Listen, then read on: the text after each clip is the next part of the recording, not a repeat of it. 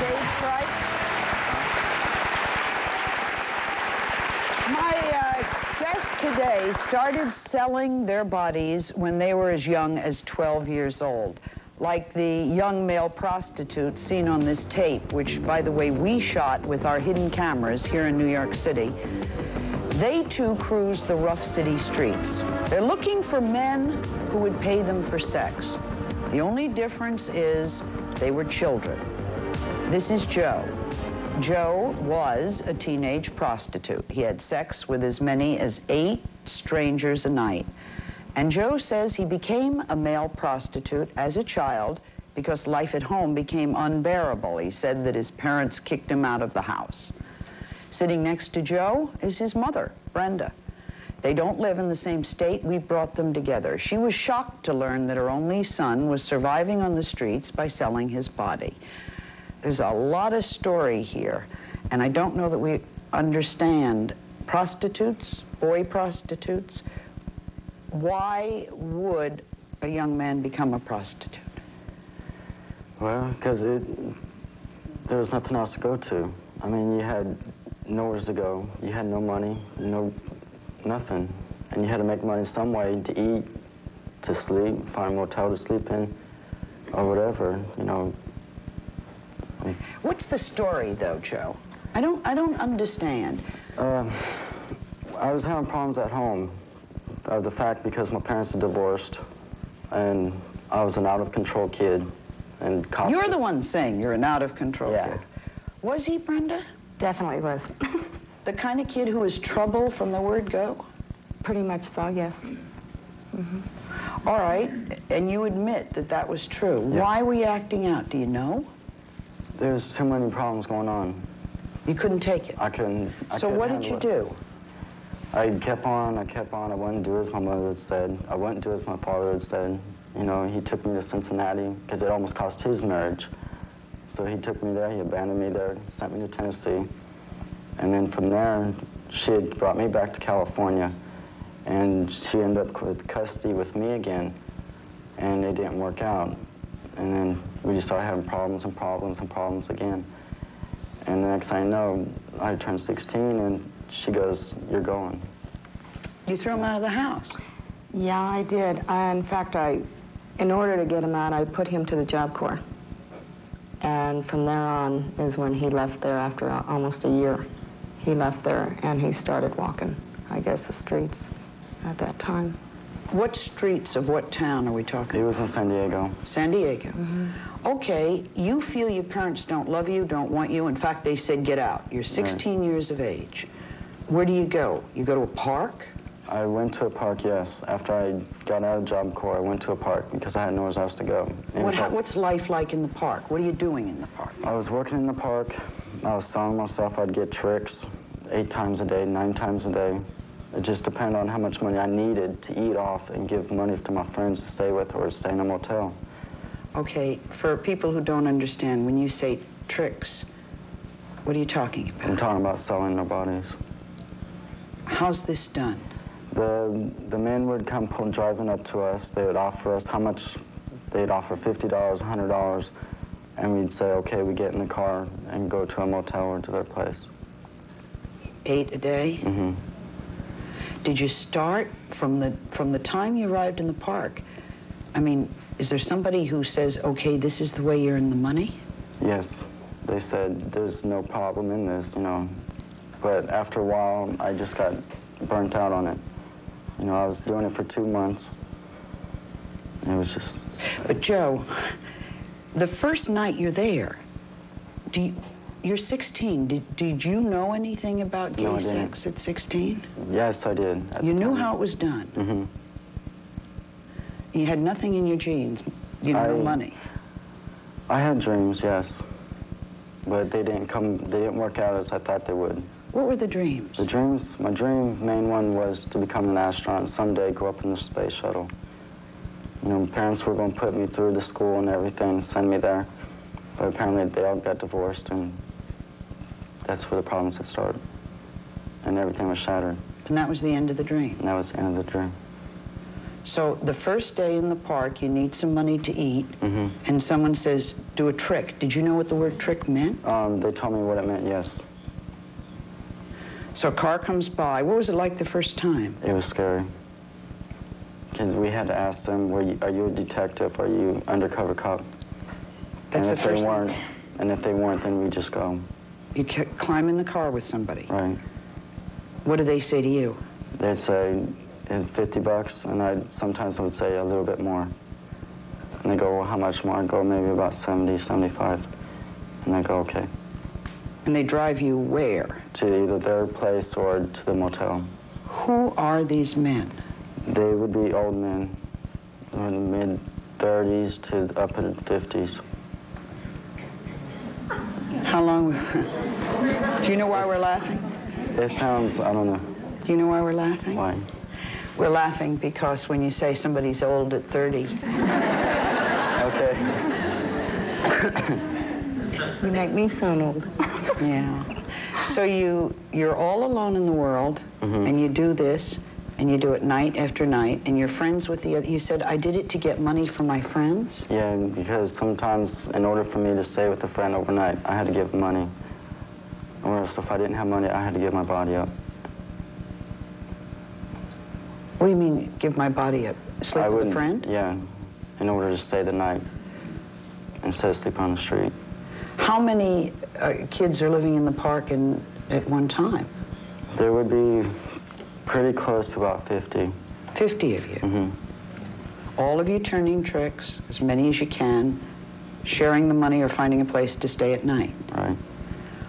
Okay, and you did that for how long? Did that for 2 months. And then? And then I had found a job and stuff like that, and I ran into some people, and they helped me out. What kind of people helped you out? A friend of mine that's with me right now. He is? Yes. Okay, can we continue that story when we visit Yes. with him? How does this make you feel as a mother? It hurt at first. I didn't want to believe what was going on. And How'd you find out? he called me in last May and told me he was about ready to commit suicide. And I talked to him for about 2 hours. And What did he say to you? he told me he was going to commit suicide, that he needed to tell somebody something very important. And I had asked him, well, can you tell me? He said, Mom, you're the only one I can talk to. My dad won't talk to me. And I said, okay. And we talked, and he told me what was going on. And I was stoked, I guess, as you could call it. And thank you. I don't know, we talked, we got it together a little bit to where I finally opened my heart to him. I learned and I understood about him a little bit more. And I opened the door now to him, to be friends again and to communicate. We put you two together last night. You've been in different states. Yeah, yep. What's gone on between the two of you? Well, he calls home quite a bit. He calls home maybe 3-4 times a day just to see what I'm doing. He calls if he's down and out and depressed. He'll call me just to say, I love you, Mom. I just need to say that. Good night, and I think it's nice because he knows I love him. He knows a lot that I love him a lot. So. Neat to see each other. Yeah, it is. It is. When we return, another former male prostitute who began selling his body, and he was 12 years old when he went to the park.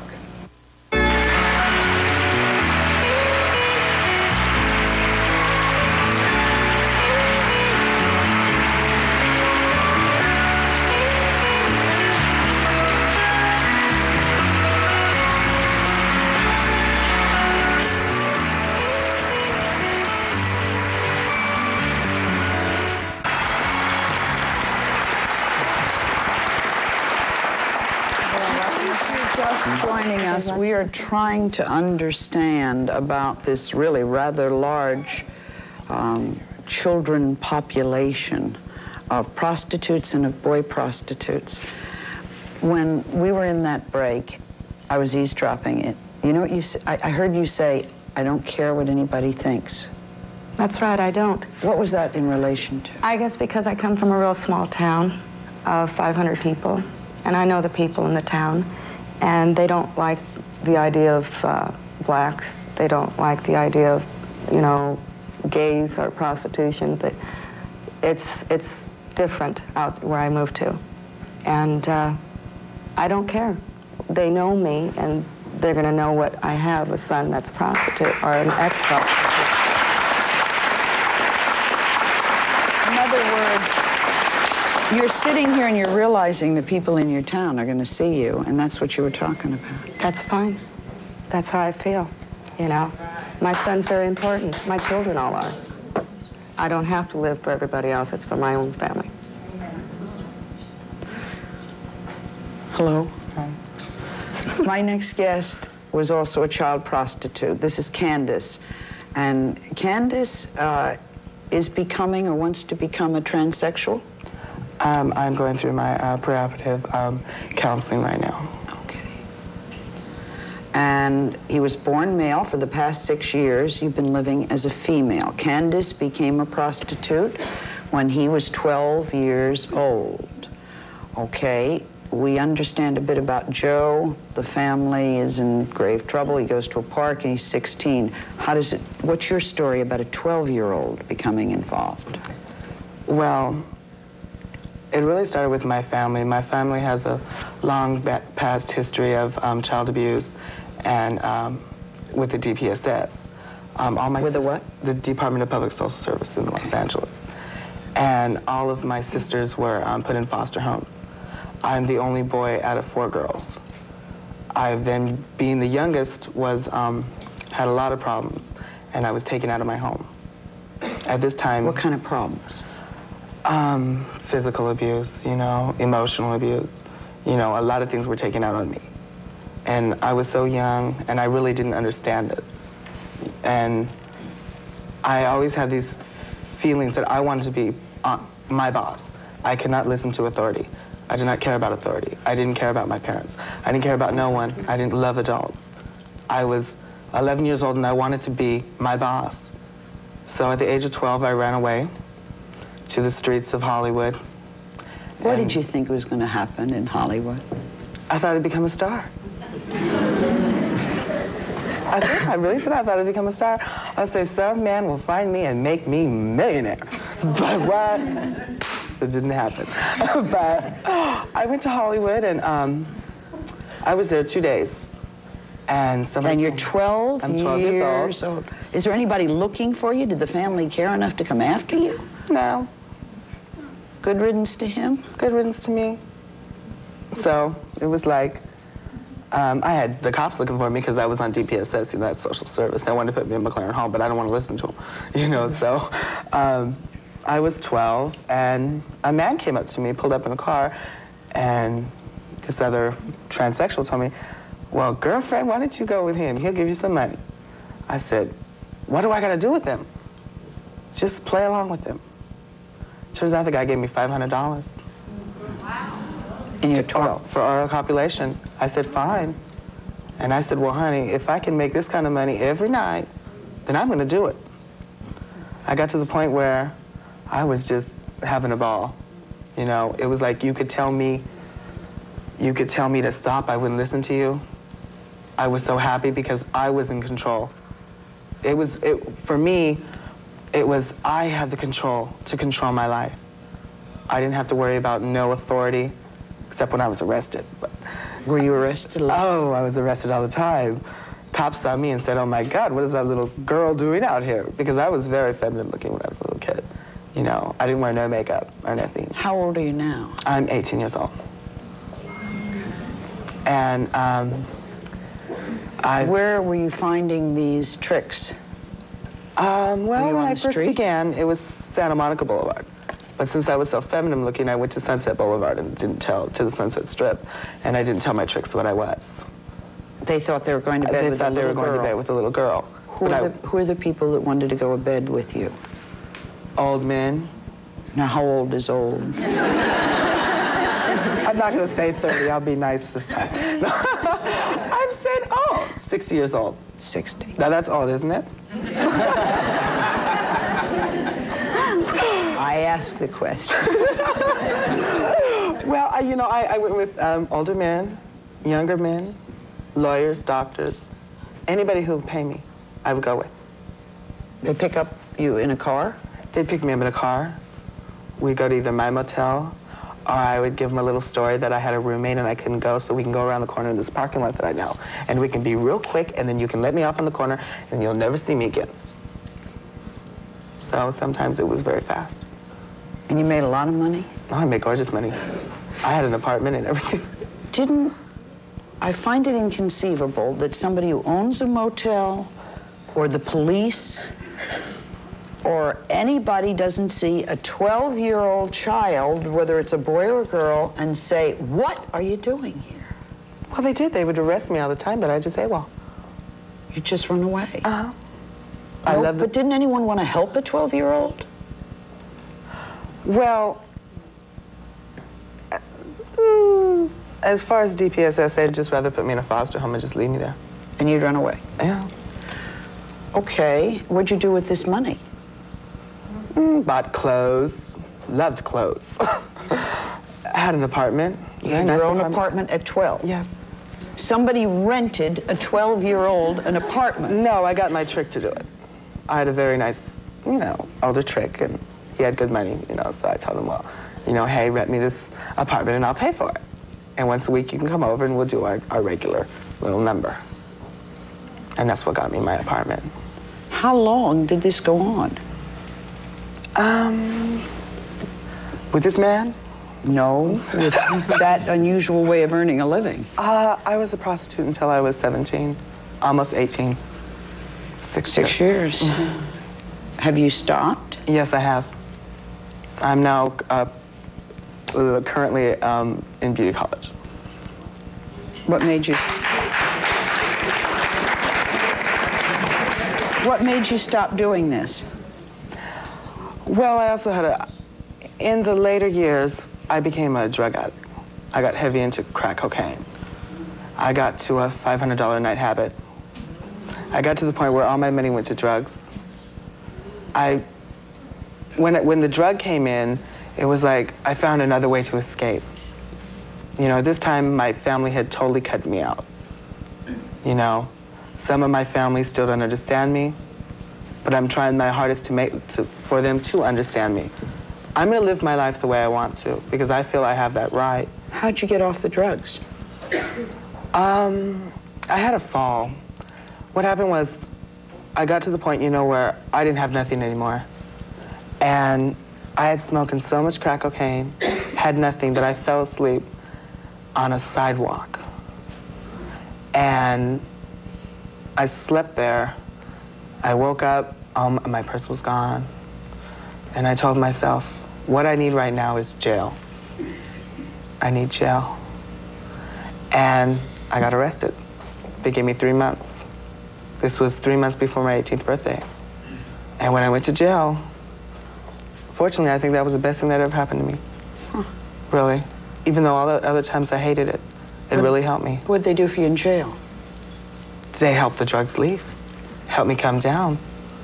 Let me get fat again. Do you miss the streets and the big money? No. Truth? No, I don't.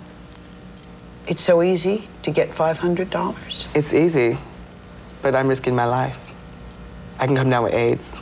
Fortunately, I've never had no disease. I've been very fortunate.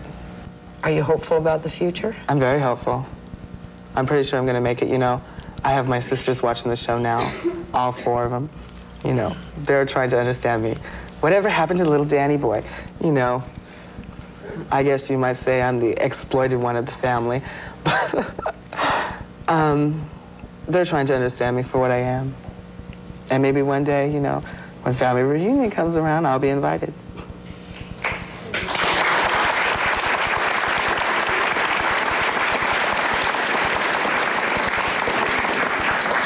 You just frost me. And I know you don't mean to. When we return, the horrors of being a child prostitute. More.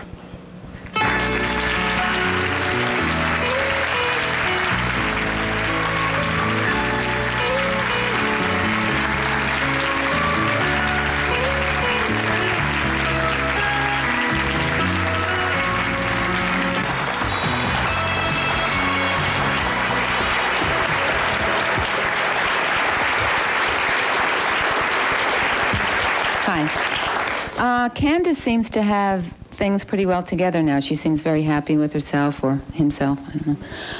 I was just wondering if he has had psychological counseling. Yes, I have, but I really don't think I need it. I get my psychological support through friends. A lot of counseling or not a lot? Oh, I've had counseling, but I don't believe in it. You don't? It bores me. Candace, you're a trip. You really are. Now, you asked me to if Eric could sit next to you because Eric was frightened, right? And it's neat. There's sort of a camaraderie of you helping each other. Yep. That's what people need. Are you scared, Eric? I'm ever so slowly getting over it. Take a deep breath. Like the plane. Okay? Deep Like the breath. plane. Joining me now are two young men who also sold their bodies to survive, Kevin and Eric. They both turned to prostitution when they were about 14. What was like for you on the streets when you were 14, Kevin? Why did you leave home? I didn't leave home. I was kicked out. Okay. I was kicked out by At 14? Yeah, 14. And you went to the streets? Yeah. And what was life like? Pretty much my first, 3 days I was pretty much taken care of because when I had got to the streets, Hollywood, my friend who I was in school with, she had run away. And I didn't know she was a prostitute at the time, but she knew that there was problems with me. She said if anything happened to give her a call. So I had pretty much a friendship started there. Yeah, it may have not been the pretty picture, but in a way it was like, that's all I had, So you were with a female prostitute? I was with him. There was 8 of us all together. 8? Yeah. 8 of you. What was it like the first time? She told you could make money like this. You're 14. Were you scared? She had not discussed the prostitution until I got out there. But at the time, I had nowhere to turn. Here's a 14-year-old. I didn't have an ID. They don't hire a person, a kid at 14. I didn't have a Social Security card, So pretty much I was basically dropped, Just dropped? Dropped off, yeah. Were you scared? I don't know if you can even describe the fear. I You were can't describe it that now. afraid? Oh, yeah.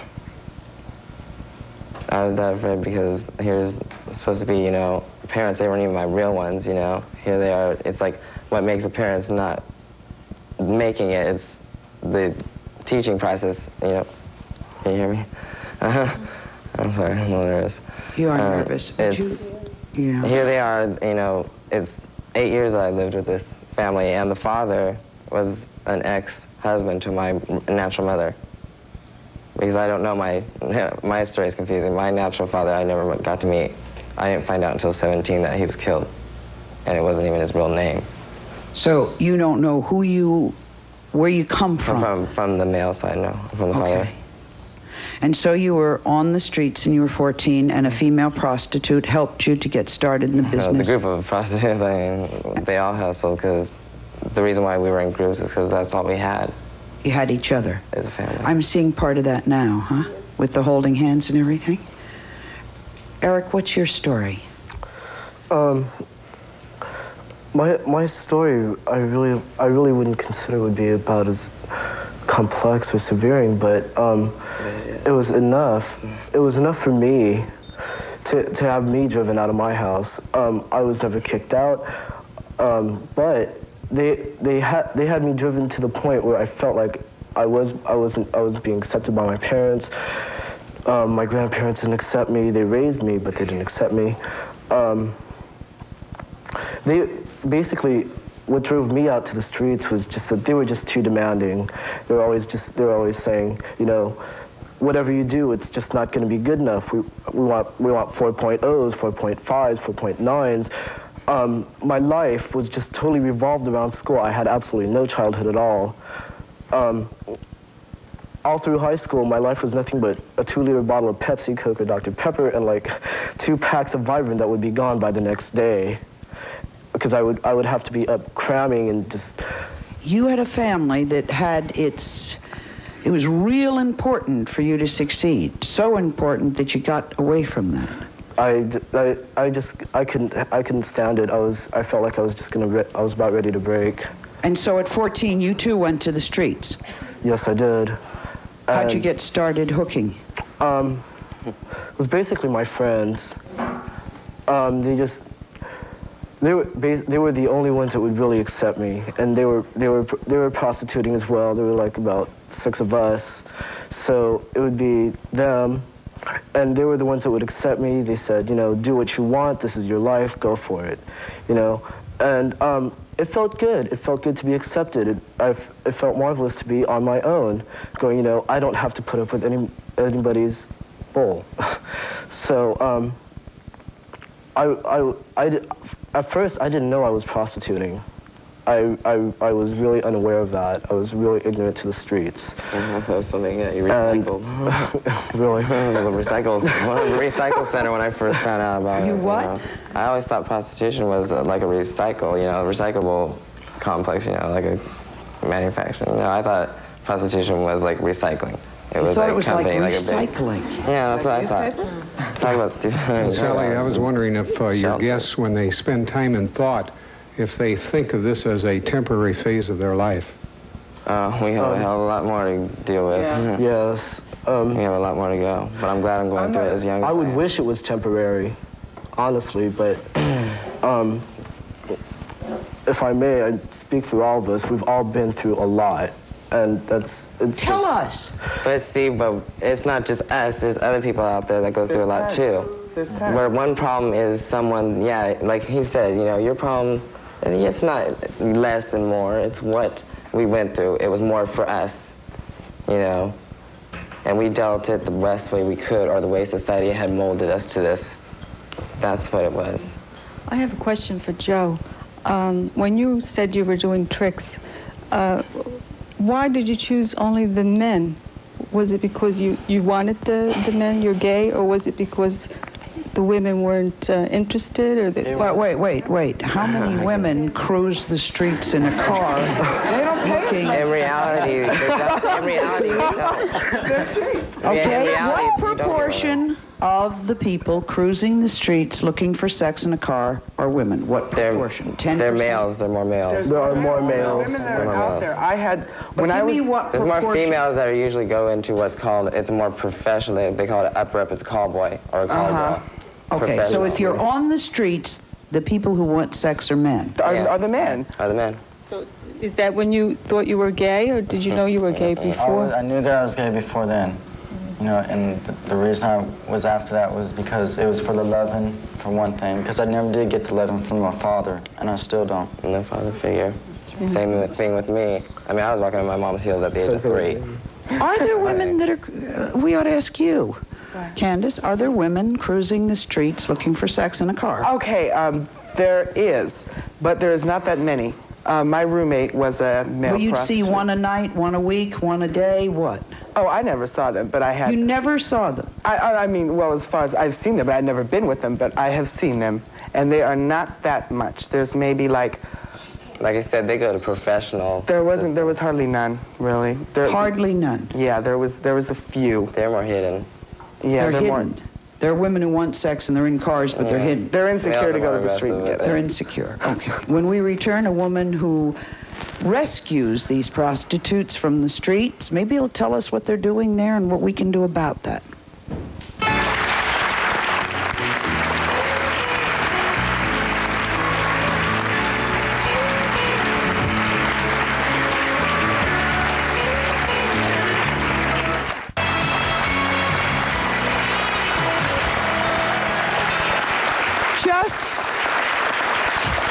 Just to clear one thing up, all of you are not now working on the streets as prostitutes. No. No. Okay, so that'll help us with our questions.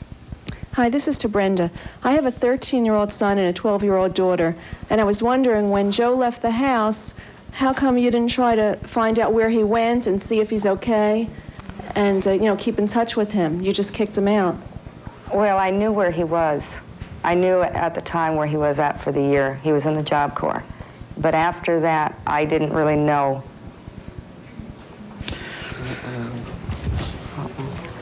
My question is for Candace. Candace, now that you said that you're out of prostitution, are you still living with your family or your friends? No, I live with a friend. We share an apartment in Hollywood. Kevin, you were living with a lover, and the lover was killed? Oh, yes.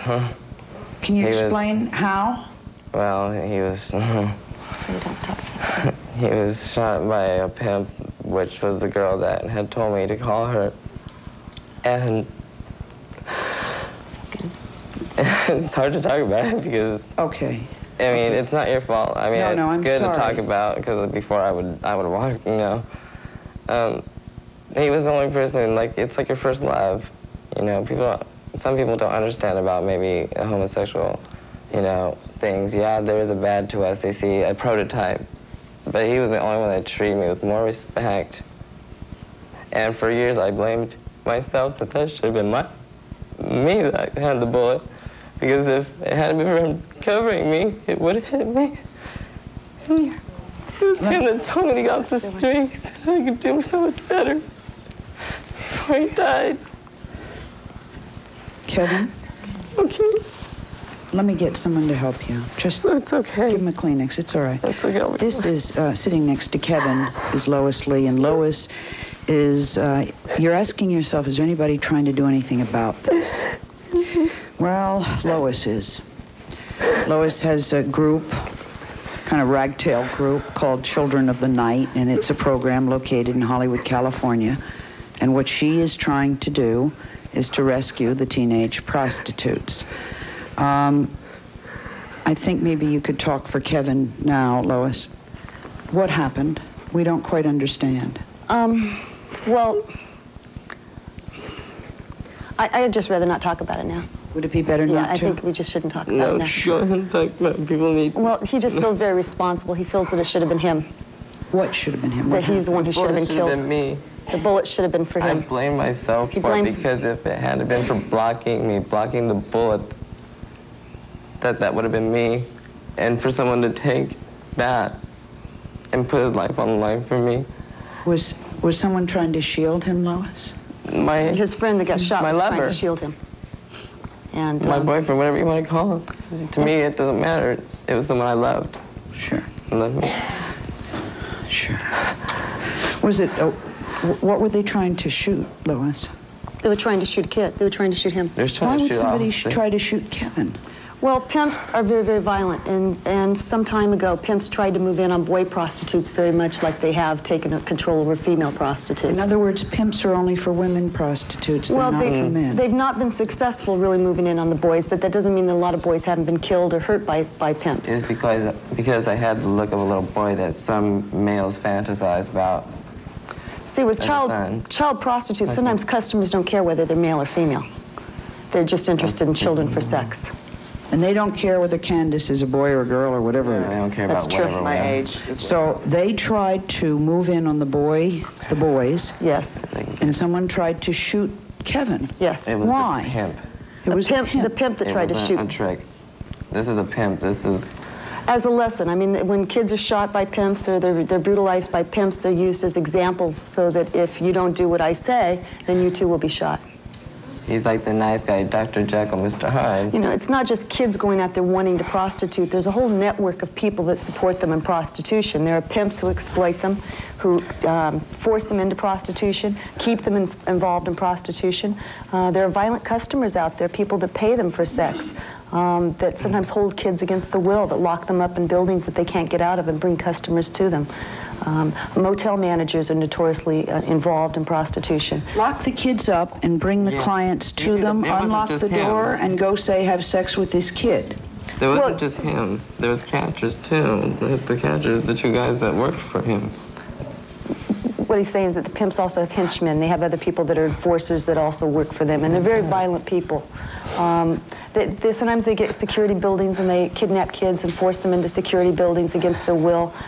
There's no numbers on the payphones. The kids are drugged oftentimes when they're taken there, so they don't know where they are. When they call out for help, they can't describe where they are.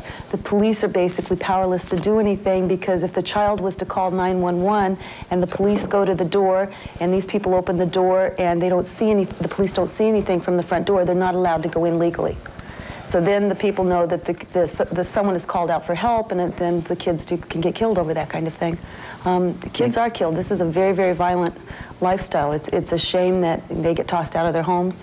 They're usually sexually traumatized in their homes or in the neighborhoods that they come from. They're put on the streets. They run to the streets. How many are we talking about?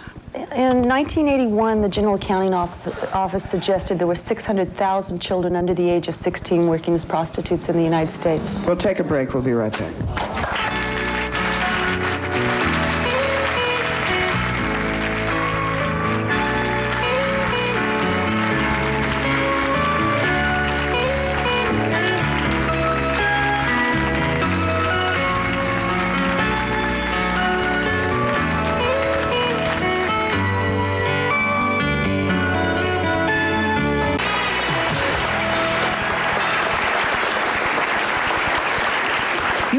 Me, Kevin, you would smile. I want that figure again, because I want to know what kind of country it is that we're living in. Let me give it back to you. If I'm wrong, correct me. 600,000 children under the ages of 16 on the streets doing this. In the United States. And that's one of our priorities, right? We're really worried about them. Everybody's doing everything? No. No. We're not worried about them, and nobody's doing nothing. That's absolutely right. Okay. Going on. Okay, you got to say to yourself what's important here in America.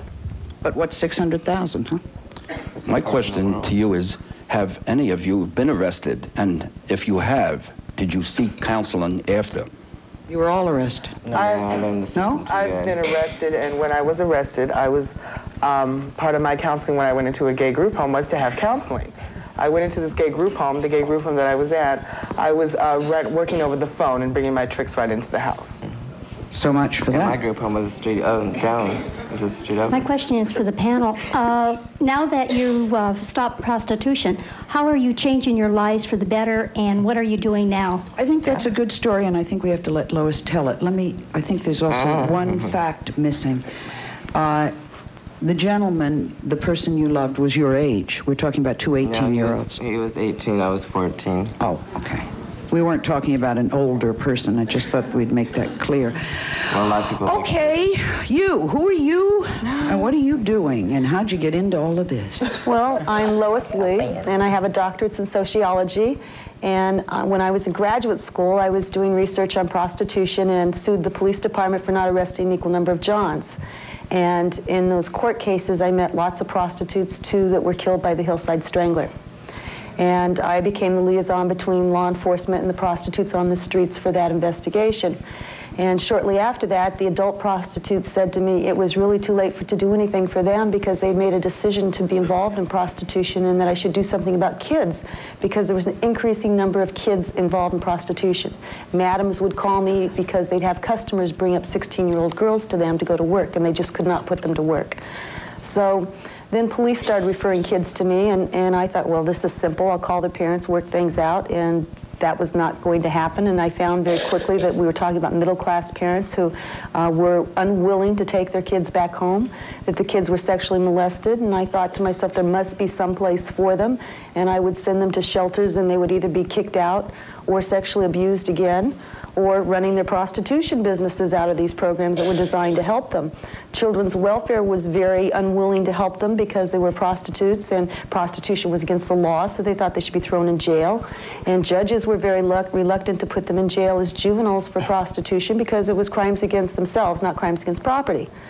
And so these kids that I had met on the streets continually ended up coming back to my home, and over the next 3 years, over 250 kids came through my house. Yeah. And you started your own thing called Children of the Night. Yes. No funding from the government? No, I went to welfare. I mean, I can relate to that. I went to welfare, and they turned me down, and I went back on the street. I was 17. Okay. After I thought I would stay off. No government funding. It's all done privately. Now, let me understand something. We all love kids, but the minute kids begin doing sex, America is real squeamy about sex. So you're all right as long as you're not prostituting or committing sex. If you were hungry young kids, we'd feed you. Right. But the minute we think you're having sex, we don't want to know from it, right? We'll take a break. We'll be right back.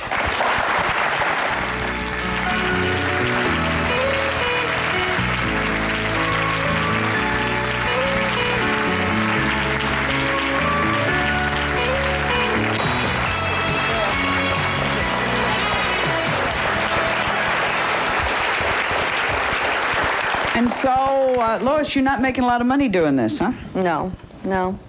My question is one to Brenda. Do you have other children? Yes, I do. Okay, and the other question, were any of you concerned about AIDS?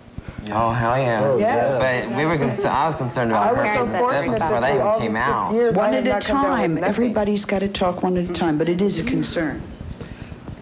I have 2 teenage boys. I raised them by myself, and I feel that the act of communication was very important, and they're good kids right now, and I wanted to know if your act of prostitution was a way of trying to let your mother know that you cared and that she should care about you too. I'm going to answer that. I don't think that that's what it is at all. Most of these kids have been sexually traumatized, they've been sexually abused, and the prostitution tends to be an acting out of that behavior. As you've already heard them say, that they felt like they were in control for the first time, because rather than laying in their bed at night waiting for someone to slip into their room, they could stand on the corner and charge money for it now. So it isn't a matter of wonderful families and going back. Are most of these kids white middle-class kids? Yes, they are. 80% of them are. 80% are white middle-class kids? Yes. Okay, the pimps. Why do we always feel pimps are black? Well, because street pimps tend to be black, but you have other ethnic groups also that are pimping. Everybody's involved. But you have to look also that your customers are white. The people that are paying to have sex with kids are white people in this society. They have legitimate jobs. Well, first of all, your camaraderie is great. I wish you all a lot of luck in the future. What do you have to say to parents who, after all that you've been through, they have children at the stage you were at when you were ready to leave? What do you have to say to those parents that they can do to help their kids? Watch. Watch for the signs. Anytime you see your child confused or not really there, talk with them. Let them know you care. If you don't let them see that love, they're not going to find out. But that isn't right for you guys. Lois tells us these are kids who are sexually abused at home. They can be watching you all crazy. I'm sure they're watching you. There's places that you can find out about. Find out about before you make the... Well, look, we wanted desperately to tell your story. None of this is easy for you guys. This is kind of square activity for all of you to come and to help this lady out. And there's a real... You would do anything for her? Is she all right? Oh, she's great. Take a break. We'll be right back.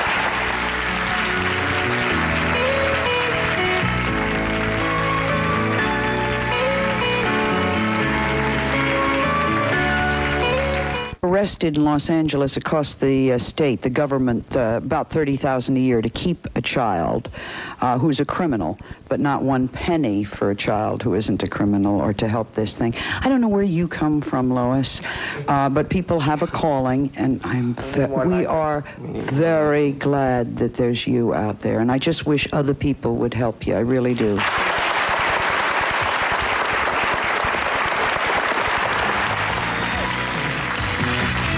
Some members of our audience will receive, and a promotional fee has been provided by